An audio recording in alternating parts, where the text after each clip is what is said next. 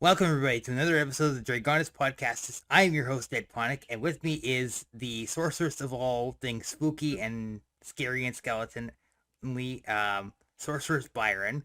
Yes, Um, I'm here. yes, you are here, and if you guys are interested in supporting us and supporting the show and all that, you can do so at patreon.com/Dragonus Podcastus. You can also support me on Fiverr.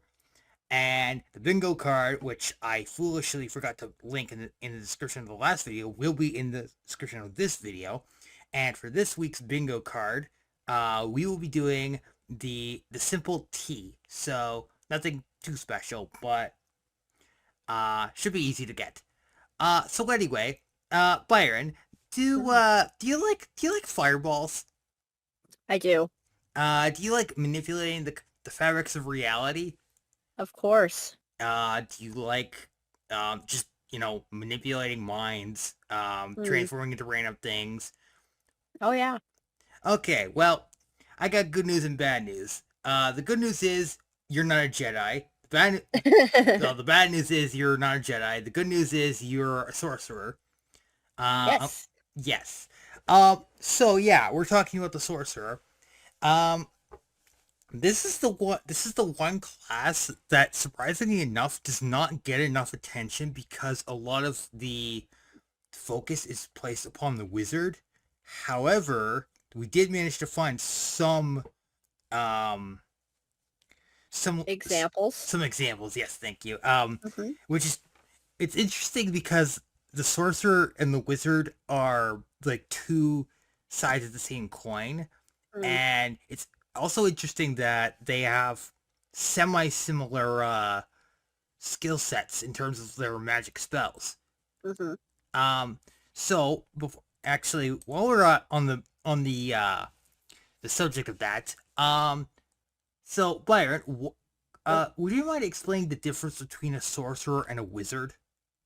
Yeah. So I know these terms have been kind of used interchangeably. And you may even still see that today in popular media, movies, books, TV shows, video games, stuff like that. But we're talking about 5th edition Dungeons and Dragons. And in 5th edition D&D, a wizard is someone who has studied, he may have had a teacher or a tutor, or went to a college perhaps, um, and has delved into the books to learn. And they have a spell book that's a very iconic piece of a wizard's class, and their abilities, whereas a sorcerer has more an innate magical ability that comes from something that happened in their past or in their ancestors' past, something probably to do with their bloodline. They don't have a spell book. They have an innate magical ability. They don't study in the traditional sense like a wizard would, but they can still cast spells. They can do all kinds of fun things with their magical abilities. And again, you may see these terms used interchangeably, but today, specifically, we're talking about spellcasters or magic users who have some innate magical ability through their bloodline, their family history, something along those lines. Yeah. Some things to note here. When it says that for the starting stats, when it says the sorcerer has no armor, technically because his robes are generally made of cloth, and cloth is technically some form of armor, I think that would be fairly inaccurate. Also, since we're on the question stage here, um, theoretically, can a sorcerer use a quarterstaff as a means to cast spells as well as use it as a quarterstaff, or does it have to be two separate entities? Yeah, no, they can use a quarterstaff to cast their spells, to hit people with. That's very common. No, I know this is kind of will generate debate, but we see this with Gandalf quite a bit Mm. because the Hmm. dude literally walks around with his walking stick and uses it. Uh-huh. He uses an old man walking stick as a blunt weapon, and but if I understand correctly about Gandalf, like specifically how his staffs work specifically, he has like dozens of them hidden around Middle Earth. So even if he loses one, he could just go to a different location and get a brand new one. But that's aside the point. We're not going to talk about Gandalf because that's an entirely different story. And Stay tuned for that video. yes. So the two things that stand out about Sorcerer are the meta magic and the wild magic. So Hmm. what exactly is meta magic exactly? Right, so this is one of the things I think that they kind of gave the sorcerer to help them kind of stand out because, as we talked about at the start, it does feel very similar to a wizard, and in other forms of media, you will hear the term wizard and sorcerer and mage perhaps used all interchangeably. And as we talked about when we were doing research for this episode, there are not a ton of actual like sorcerer examples in popular media because even if they use that term, like the Mickey Mouse movie, Sorcerer's Apprentice, I would argue that that's a wizard because he's, learning magic. So again, you may see the term sorcerer used in other contexts, but so meta magic is a way that sorcerers have to kind of tailor their spells or edit their spells in a way. So they have different options they can choose from, and they can either like not target their friends, they can increase the length, they can increase the duration, increase the damage, they can cast it more quickly, or maybe they're casting in a really subtle way so that no one can tell they're casting a spell, or even double kind of the targets. So this is a way for the sorcerer to have more options to choose from and to kind of, like I said, differentiate them from the other kinds of magic users in 5th edition. Okay. And then wild magic is basically the idea of, well, you screw around with the laws of magic and the laws of magic will screw you back, basically. Yeah, so Wild Magic Sorcerer is one of the subclasses, and this is one, yeah, that definitely has a lot more variation. If you want to play a Wild Magic Sorcerer, definitely talk to your DM first so they know what to expect. But we actually see a really fun example of the Wild Magic Sorcerer in the Dungeons & Dragons movie that just came out. He cast a spell, and he had the dial kind of thing on his belt, and there was an unexpected result, which is exactly what happens with a wild magic sorcerer. Sometimes they can be good, and sometimes, it's a fireball centered on your party. So just be careful. Yeah. Oh, yeah. Speaking of that, what both wizard and sorcerer share in terms of their spells is the idea of how they actually cast their spells, which is the three variations, which is material, concentration, and verbal. So, Uh, correct me if I, I'm I wrong. Sorry, go ahead. Well, yeah, so very close. So the three components that could be utilized in casting a spell are verbal, material, and what's called somatic, which means hand gestures, movements, things like that. So like we were talking about meta magic, one of those is a subtle spell. If you use the subtle spell meta magic, you don't need to use all of those because otherwise, you can imagine you're doing wild gestures in middle of combat, or maybe you're talking to a shopkeeper and you're waving your arms around, flailing, and muttering to yourself. That's kind of obvious. So Yeah, that's where the meta magic would come in. yeah, and it's interesting how that works because I know a lot of DMs who kind of ignore the material component required for spells because it's either it's too much to keep track of, or it detracts from the world or the story they're trying to tell, or it's just an inconvenience. Not to mention it takes up inventory space, so there's that. Um, it's interesting how that works. Is so another question here. Can you theoretically dual class sorcerer with other magic user classes, or do you have to stick with like a or can you dual do you have to dual class with a different class that isn't non-magical? Yeah, so you can absolutely multi-class with another spellcasting class. The thing that I would be concerned about, right, is the, attributes needed. So Sorcerer is a charisma-based spellcaster. So you also have like the Bard is a charisma-based class. The Paladin is a lot of times a charisma-based class. So having something with a similar kind of vibe or similar requirements would be the best. You can absolutely though go in a different route and do, a fighter or barbarian, but you end up with what's called multi-attribute dependencies. which just spells out mad because it's kind of a crazy idea. When you have so many stats that you need to be at a decent level to be effective, that's where your class or your character build can kind of fall apart. But a lot of people like to multi-class sorcerer with other spellcasters for different types of magic, to have different kinds of spell slots, and to, mix it up. Um, another interesting thing I noticed was when I can't believe I'm saying this, but I recently rewatched the very first Dungeons and Dragons movies, and I Uh-huh. noticed quite a bit that um the they also refer to female sorcerers or wizards as witches. Doesn't that fall under warlock, or is that just a common name that you give to most magic users? Yeah, I think this is kind of a legacy term at this point. There is something in 5th edition called a witch, but they're also sometimes called hags, and that's kind of a monster. A woman who can change her appearance and put on disguises and cast spells. In 5th edition, they don't really apply those kind of gendered terms to the spellcasters. You've basically got a wizard who casts with a spell book, which we are going to talk about in a future episode, so stay tuned for that. A sorcerer who casts from their innate magic ability, from their bloodline or ancestors. Bard uses uses their music or other kinds of art and performance to spell cast. Um, a witch isn't really a thing, I guess. It can be a flavor term if you want to consider your character to be a witch, but there's no class for that. Okay. I was referring it to as more of a title than like an Hmm. actual class.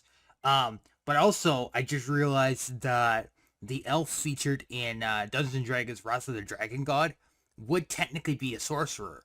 Oh. Theoretically, because she doesn't carry around a spell book. She has of the spells that I saw, she uses lightning, and she has teleport spells. Oh. Yeah. And also she has a familiar that gets zapped by a trap, so Mm. take that as you will. But it's funny that that used to be like this, like, it's funny because they don't really make fun of this, but all sometimes in like fantasy media you have like another class who's like, oh, they're afraid of, like, they're either like chastising the sorcerer, or they're chastising them because they're not an actual fighter. I think the best example would probably be Conan. Conan has to, well, he's allied with a sorcerer, but he also goes up against the sorcerer. Now that could, Thulsa Doom could theoretically be argued to be either a an evil cleric or a druid. It doesn't really matter, but the idea of that is that, well, after that movie, he basically becomes kind of fearful of magic in general, except for the character that Mako plays. Um, the other funny thing is that, like you said, with all the hand gesturing, Mako's character actually does a lot of that, and Mm. also does a lot of weird stuff like causes the actual wizard, not the sorcerer, but the wizard that they go after in the second movie. He actually causes them to basically like blow out his eyes and kind of kill him. Mm. He even says there's a better way to take care of a wizard rather than, chucking a dagger at him. Oh. Yeah, that would do it. Um, yeah. So just going into our sorcerer's origins here, our subclasses. So now this is the interesting part, because um there's so many like different variations on the sorcerer that we probably missed a few, and I'm probably just gonna. It's weird because they all have their different flavors. They have all their different quirks, but at the same time, you got to admit though, it is pretty funny that you can have like a uh, a sorcerer who's like dealing in like calling on thunder and all that. It's actually kind of interesting. So draconic ancestry is basically, well, you were born with either, right? Correct me if I'm wrong. You were born with the blood of a dragon. Yeah, so the draconic subclass for sorcerer is kind of like there's a dragon in your ancestors somewhere. So you kind of have, it's diluted through the generations, but yeah, that's the basic premise. And also, correct me if I'm wrong. Based on that, depending on what dragon you were descendant from, you also gain in some way that I believe you gain their breath weapon. Sorta. So you can read and write draconic, which is really nice. And there is a damage type kind of associated with each of the main colors of dragons between the metallic and the chromatic. And then you gain that as a specialty in later levels, that damage type. And speaking of different colors, can you paint with all the colors of the wind? If I had Pocahontas's powers, then sure. Oh, you got to admit that image of where she actually says the line. It's absolutely wonderful. Anyway, Mm-hmm. all right. So I've here in mind is basically, correct me if I'm wrong. That's basically psychic stuff. Yeah, so for Aberrant Mind, it's it has origins in outer space. And yes, like you said, kind of psionic powers, so kind of not unlike illithids, but not quite exactly, but you kind of can get a picture there. Okay. Clockwork Soul. I'm guessing this has something to do with either clocks or machinations of some kind. Yeah. Kind of cosmic forces of the universe. Yeah, like you said. Okay. And Divine Soul. I believe that has something to do with, like, splitting your soul, or like transcending, or doing weird stuff with other people's souls, or something around those lines. Not quite. This is again similar to the Draconic Origin Sorcerer, where instead for the Divine Soul, you probably had an angel or something like that in your ancestors. Ah, okay. Mm-hmm. And then Shadow Magic for when you want to disappear and scare the ever loving bejesus out of people. Absolutely. And then Storm Sorcery, which is the power over weather.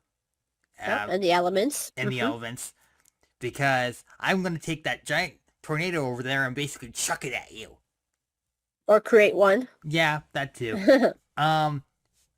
Also, don't if since they can manipulate the elements, does that also mean they can also, manipulate air currents so that they can fly theoretically? That's a good question. Actually, I'm not sure. Mostly, it looks like it's having to do with storms. Um, and rain, wind. I don't see any flight, although, if you start off with it like an Aarakocra or something like that, then you could fly. Yeah. So yeah, so that's the And the wild magic one, which we oh talked yeah, about a little wild bit magic, earlier. yeah. Yep. Because when you feel like gambling and your DM's okay with that. Yes, that's Yeah. it. Yeah, pretty much. So that's subclasses. So now let's go into our, like, famous examples of sorcerers. So the one that you mentioned to me was from Hocus Pocus, which Yeah, so while we've been talking, I've been thinking a bit more about this, and kind of like we mentioned at the start, there are not a lot of great examples. So if you consider that a wizard is known for its spell book, and that a sorcerer does not use one, then I don't know that we actually have any examples, but the ones that we talked about earlier were the witches from Hocus Pocus, because it's kind of indicated or implied that they made a deal with the devil or some other kind of entity like that, and the fact that they are related and they all have spellcasting abilities can kind of lead itself to be a sorcerer, although you might also say warlock if they made a deal with someone, I guess, and the fact they use a spell book is kind of puts it into question. But another example that's actually very similar, I guess I actually have two more. The witches from Hocus Pocus are very similar to the witches from Practical Magic, Again, you see kind of a bloodline type of thing where the magic seems to be passed down through the generations, but they also use a spell book. So that's really interesting. And then also the witches on gosh, now I'm forgetting on the name. It was a TV show in the 90s where Charmed? there were three sisters. Yes, thank you, Charmed. And again, it was very familial, relational. They were all related and they had magical abilities. And then one of the sisters ended up leaving the show and they found kind of a half sister. She also had magical abilities. But again, they use a spell book. So, The Book of Shadows mm, is technically also used for information. It does mm, contain mhm. spells, but they do have innate spells that they have at their disposal. And not to mention they have their powers. Um, Right. One thing I will say right now is, um, just for anybody who doesn't know, the one who played Prue, Shannon Doherty, she's Mm. actually going through a bit of remission with breast cancer. And I don't know the actual reason why she was killed off on the show, but um, the general consensus regarding the show after Prue left was that the show kind of declined with the introduction of Paige. But Mm. Paige is a weird thing because she's also part White Lighter, which is an entirely different thing. Which is just, oh man, I don't even want to think about it because White Lighters have the capacity to teleport, they have the capacity to sense, and they have the capacity to heal. Sorcerers do not have this capacity to heal, which, unless you're making potions, which, the charm ones Mm. do, Mhm. um, it's very strange. But also, now you can't forget, Piper and her freezing things on accident, or accidentally blowing things up. And Yeah, so kind of like what we talked about, if you consider a wizard using a spell book and a sorcerer does not, I don't know if any of these women would count, but I can't think of any better examples.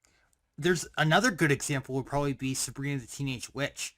Oh, absolutely. Yes. Although there is one itty bitty problem with that. Because she does use a book for like the basis of her spells, though she does have familial ties, it does technically count as Hmm. a sorcerer. Um yeah, that's the one I can think of the most. Uh Yeah. Another, probably a obscure example. I don't know. Not a lot of people know about this, but there's two characters specifically from the Warhammer 40,000 universe. One of them is Azek Arman, and the other is Magnus the Red. Now, Magnus the Red, to put this in basically simple terms, basically Magnus was basically born with the ability to use magic, but the magic he uses is similar in a lot of ways to like a warlock in a sense. But what he basically does is the concept of the warp, which is basically, it's basically hell times four, basically, because there's four like uh demon gods that form a group called Chaos. And basically what Magnus and other characters like him, which we refer to as psychers, have the ability to basically take that power in the warp, manifest it through their mind, and use it to cast spells. Now, um, one could argue that this would technically be, a warlock's thing, but I argue otherwise. And Mm. there's a common joke that Magnus did nothing wrong, which is not true at all. The story behind that is basically that he tried to uh, he tried to warn the Emperor, aka the world's worst dad. Just putting it out there, and basically he was trying to warn him through the warp about his brother's Horus's betrayal, but the Emperor, being self-righteous and being a real piece of work, basically chastised him for even like attempting to use the warp. And as a Mm. result of that, and also combination of um his sons, the Thousand Sons, Space Marines, being basically put on the brink of annihilation, he basically made a deal with one of the Chaos Gods, Zeech, and as a result of that, so basically the Thousand Sons are they're they're not even human anymore. They basically are just just spirits inside of armor, and Magnus transcended into a demon Primarch, and he is considered to be the most powerful Psyker next to the Emperor himself. And Armin is actually the third most powerful in terms of just sheer power. The argument there is it's very up in the air. Mm. Another probably a good example, maybe possibly, is some of the characters from League of Legends. The first one that comes to mind is Lux. Her powers are innate. Now, because Demacia has kind of a low tolerance of sorcerers and magic users, she had to keep her abilities hidden. However, she doesn't carry around a book. Instead, all of her power comes from her staff. So take that as you will. Another probably the one I was kind of surprised to learn about was Donald Duck from the Kingdom Hearts series. Now, this one's kind of weird because um,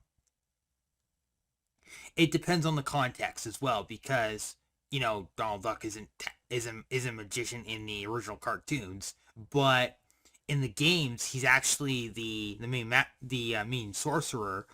And since he doesn't carry around a spell book, most of his power comes from his staff. And he gets more and more spells as he levels up. And it's specifically said that he is the royal magician of Disney Castle, and he's the assistant to King Mickey. Um, now it's up in the air, so you Mm-hmm. you never know. But So if you can think of any sorcerer suggestions that we've missed, put them down in the comments below. yeah, yeah. But other than that, I don't. There's not a lot of like sorcerers that are well known, or they can have the Mm-hmm. distinction of sorcerer by fifth edition rules. Mm-hmm. Most of them that we can think of are, well, they're put into the wizard category, which Mm-hmm. unfortunately does kind of give sorcerer the short end of the stick. But you know what? For what we can name off, it's still pretty impressive. Mm-hmm. And before we end the episode, I think we should address a couple of the stereotypes. Mm.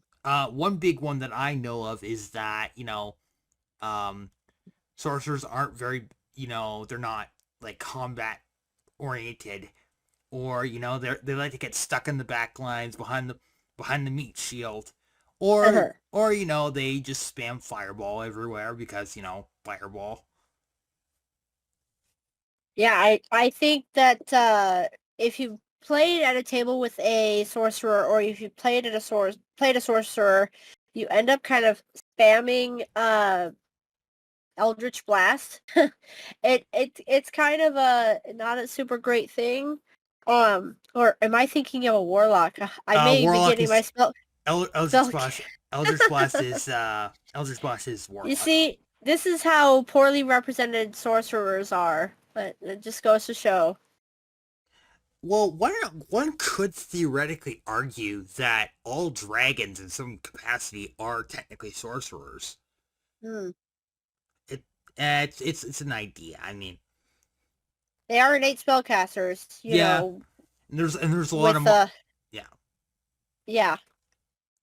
Which reminds me, I believe also that this is also the class that goes kind of more into the does have some necromancy behind it a little bit. Uh, some. I mean, I think that any spellcaster could cast necromantic spells. Technically, in 5th edition, a lot of the actual healing spells are under necromancy school. That's kind of a complicated thing. I'm not quite sure why they exactly did that, but Fix that, so wizard. Yeah, fix that in the next edition, I guess. Yeah. Other than that, I mean, now I'm gonna before we kind of wrap up, I just want to say like this is a perfectly serviceable class. It does Mm-hmm. have it has some weird like connotations. You do have to kind of work around some of the limitations. You do have to understand that you're not playing the wizard. The wizard is the spellbook nerd. Right. He's Mm-hmm. the sorcerer is the guy who has the innate magic. He's the guy who maybe he's a little eccentric, maybe he's a little bit more he likes to like flaunt his magic. Um but that's that's what the sorcerer is, and that's what they're good at. They're good at like um for the most part their spells are oriented towards more combat stuff, but they also have a lot of utility spells. Mm-hmm. And well, without that, I don't think we would probably had to have merged sorcerer and wizard together, and that would be a mess in of itself. Mm-hmm. All right, so any last thoughts before we wrap up? Sorcerer is one of the ones that I never really got to play. I joined a campaign with a sorcerer. We played one session before the group fell apart. Unfortunately, this happens, but I'd love to play a sorcerer someday. Yeah, yeah, it's unfortunate sorcerer's kind of getting the short end of the stick, but if we can get more representation and we can get more like awareness out, I'd be perfectly fine with that. Mm. Anyway, all right, so next week is gonna be it's gonna be a weird episode, but it's whatever you do, don't roll a nat one. Oh wait, I think I got bingo. Hang on, let me check. No, wait, never mind. Didn't get my bingo. Okay, Oh. all right. See you guys next week.